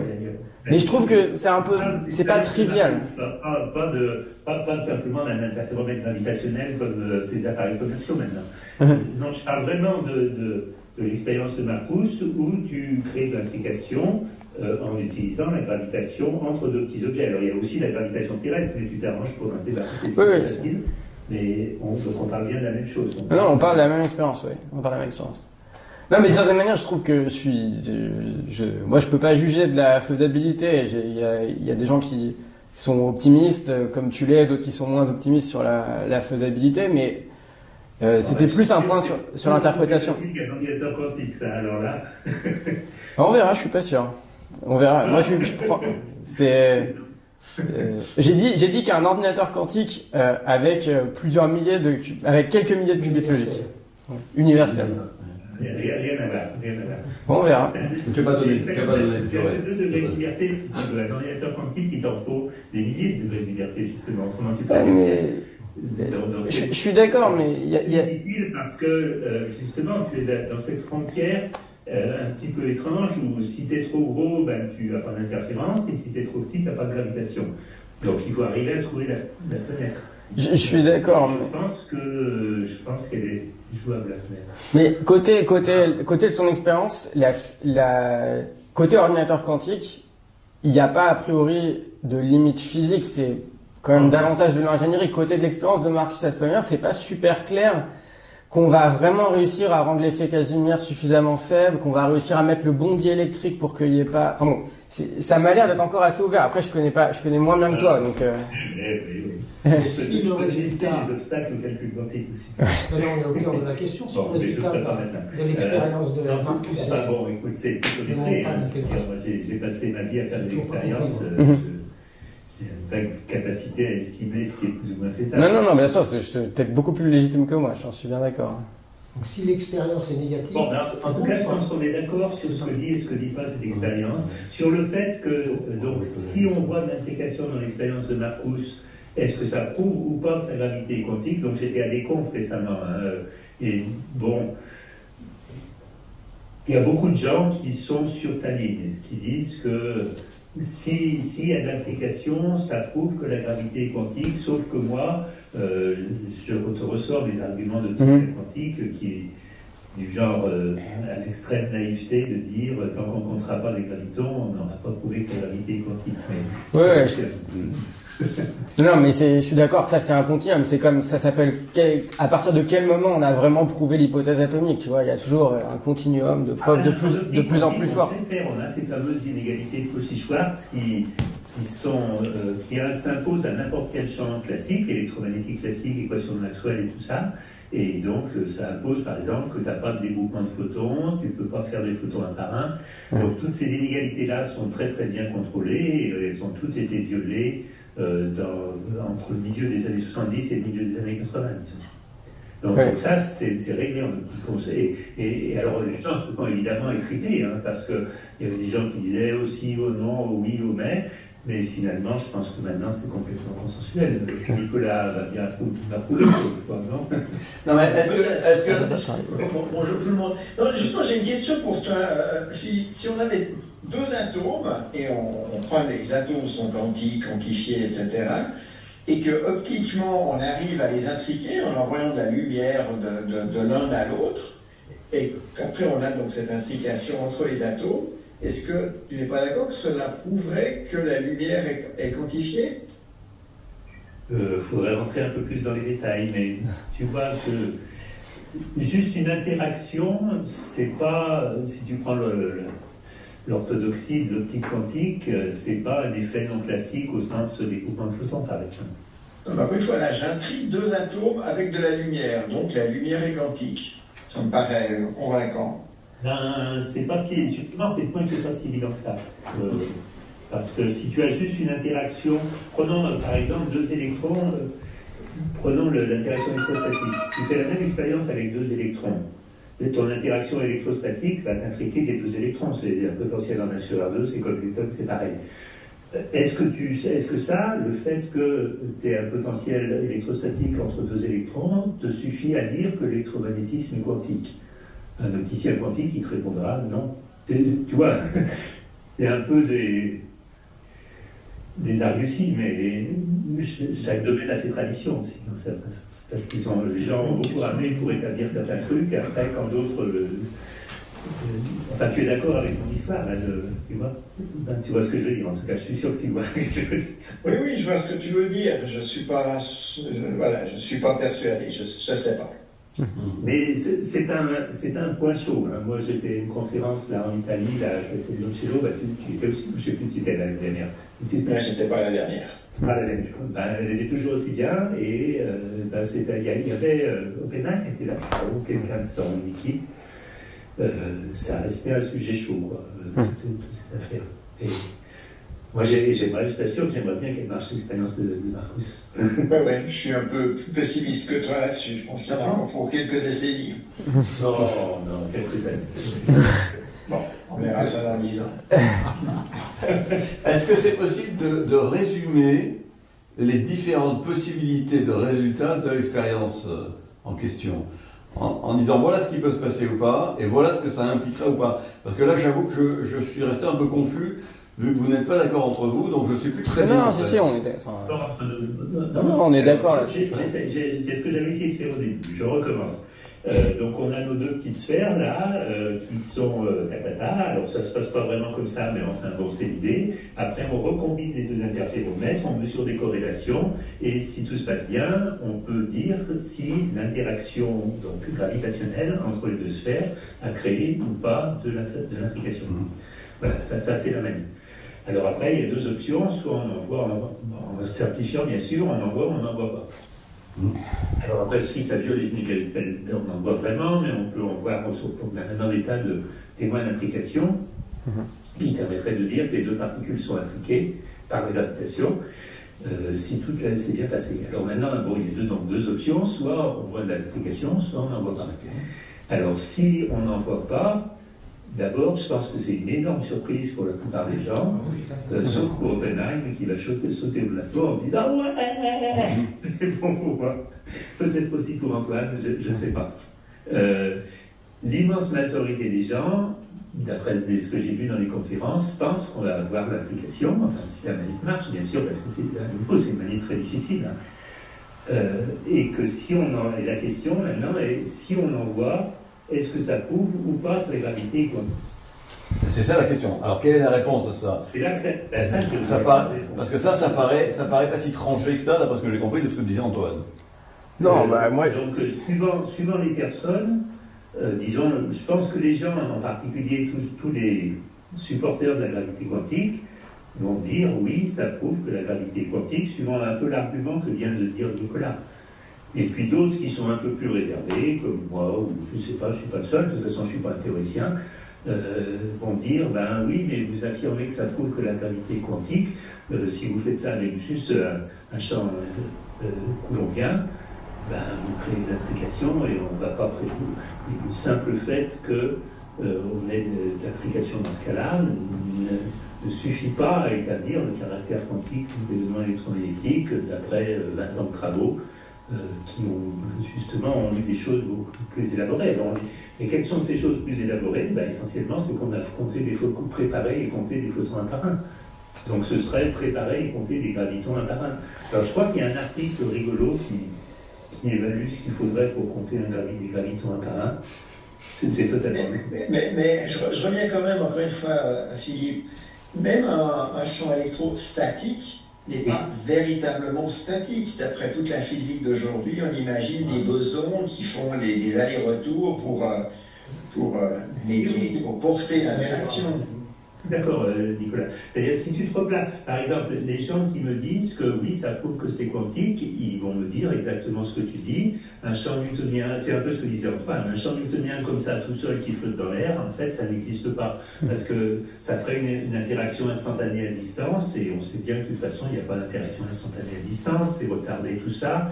Donc, il faut forcément remettre des effets de retard. Donc, en fait, la théorie globale, pour la cohérence de la théorie, ce qui va se passer aussi bien pour un champ électrostatique que pour un champ newtonien, c'est qu'il y a un gros bidule derrière qui est un champ quantifié. Et donc, si tu admets ça, tu es content. Je veux dire, je n'ai rien contre, on peut parfaitement dire ça. Ce que je dis juste, c'est que les opticiens quantiques, au cours de ma carrière, sont passés par des étapes où ils ne se sont précisément pas contentés de ce genre d'affirmation, mais ils ont voulu vraiment la manip où tu produis ton photon, tu le coupes en deux, puis non, en fait, il coupe pas en deux, et puis etc. Mais ils l'ont fait parce qu'à l'époque, on pensait moins en termes d'intrication qu'aujourd'hui.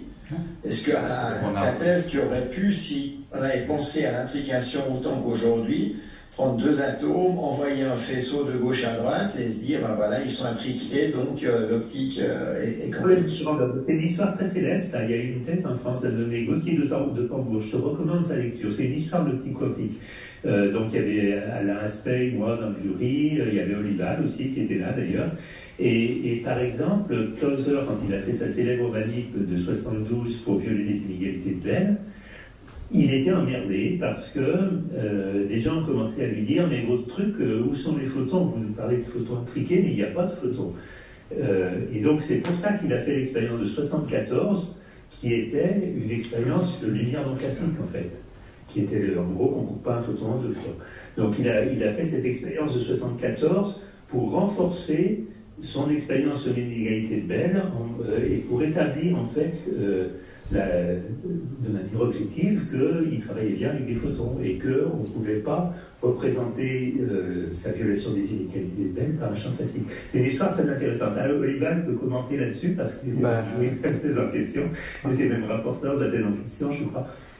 Et ça, c'est marrant parce que dans la tête à Clauser, je crois que vraiment, on peut se dire pourquoi il a eu. Bon, les inégalités de Bell, il ramait beaucoup à l'époque. Donc pourquoi il a fait cette manip très célèbre d'optique quantique en 74, en utilisant le même setup? C'était en fait relié à des critiques qu'il avait lues sur la manip Bell, et il avait ressenti le besoin de prouver qu'il avait vraiment des photons un par un, donc il avait vraiment un champ quantifié. Donc comment on fait pour prouver qu'on a vraiment un champ quantifié? On viole une inégalité de Cauchy-Schwarz, comme j'ai fait plus tard dans ma thèse. Moi je l'ai fait avec 3 photons en fait, lui il faisait avec Bell. Mais l'idée est la même.